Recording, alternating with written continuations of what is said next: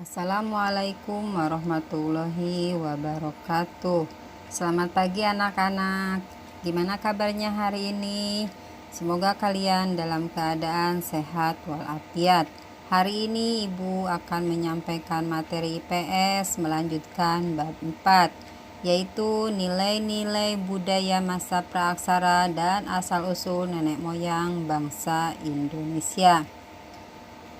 Siapkan alat tulis, buku paket, buku catatan, dan gadget kalian.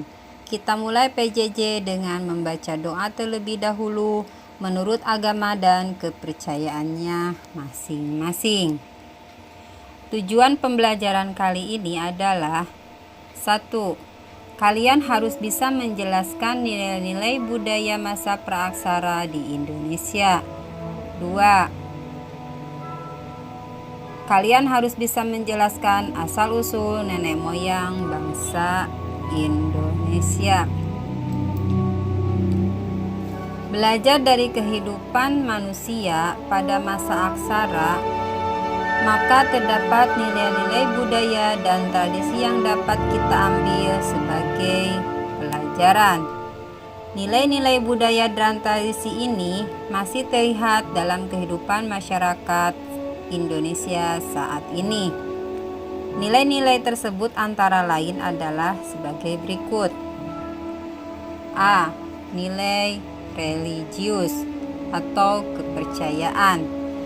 Masyarakat praaksara sudah memiliki kepercayaan terhadap roh halus yang disebut animisme. Selain itu, mereka juga percaya terhadap benda-benda tertentu seperti kapak, mata tombak, memiliki kekuatan gaib, maka benda tersebut harus dikeramatkan. Kepercayaan bahwa benda memiliki kekuatan gaib disebut dinamisme.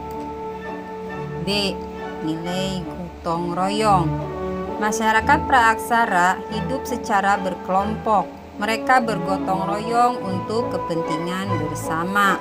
Contoh, membangun rumah dilakukan secara bersama-sama. Budaya gotong royong dapat terlihat dari peninggalan mereka berupa bangunan-bangunan batu besar yang dapat dipastikan dibangun secara bergotong royong. Yang C. Nilai musyawarah. Dalam kehidupan berkelompok, masyarakat praaksara telah mengembangkan nilai musyawarah. Hal ini dapat ditunjukkan dengan dipilihnya pemimpin yang dianggap paling tua atau disebut sesepuh yang mengatur masyarakat dan memberikan keputusan untuk memecahkan masalah. Yang D. Nilai keadilan. Nilai keadilan sudah diterapkan dalam kehidupan masyarakat praaksara.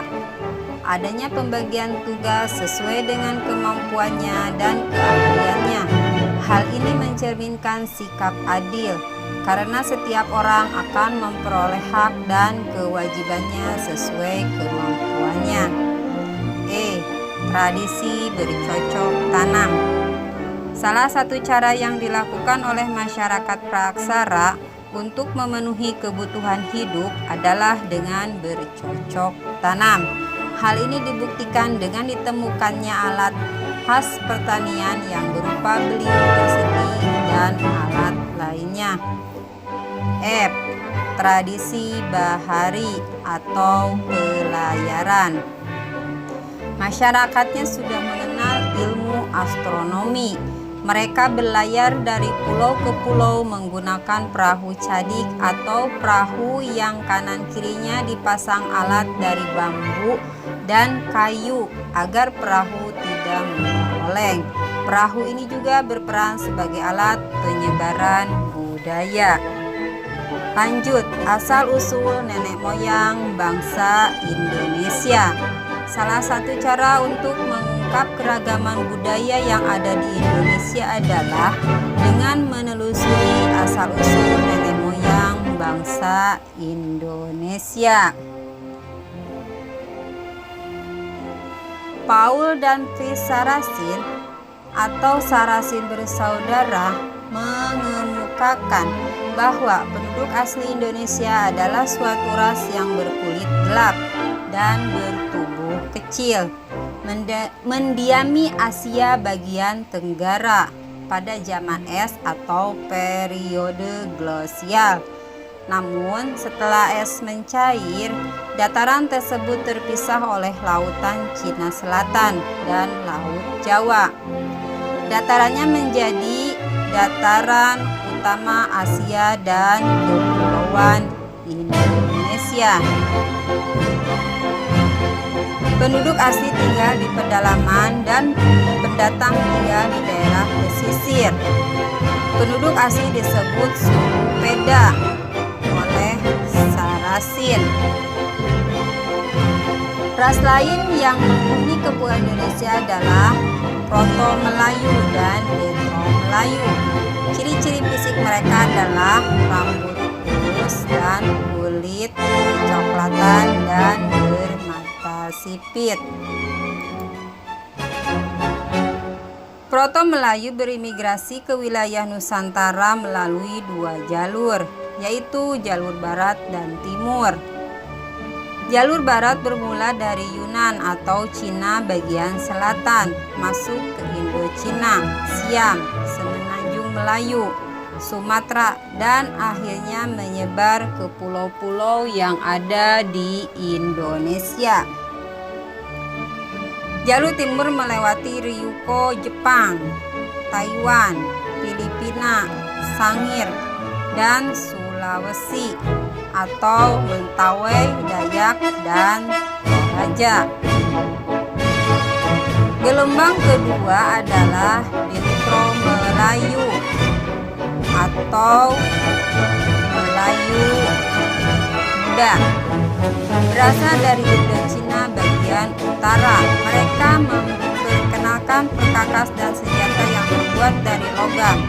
Kedatangan Detro Melayu mendesak keberadaan Proto Melayu ke arah pedalaman. Bangsa Detro Melayu mengembangkan peradaban dan kebudayaan yang lebih maju.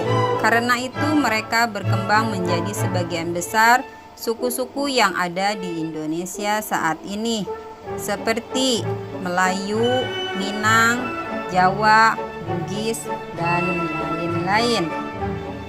Dalam perkembangannya selanjutnya, Proto Melayu dan Detro Melayu berbaur dan sulit dibedakan.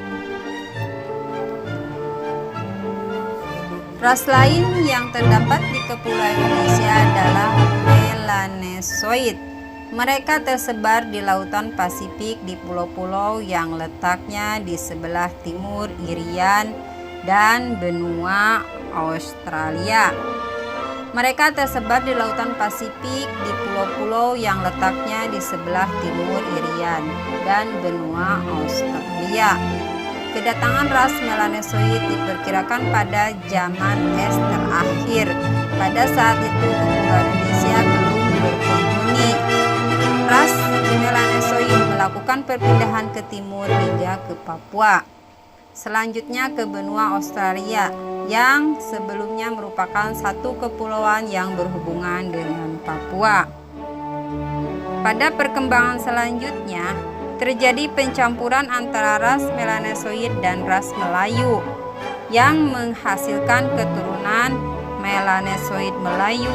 Saat ini merupakan penduduk Nusa Tenggara Timur dan Maluku.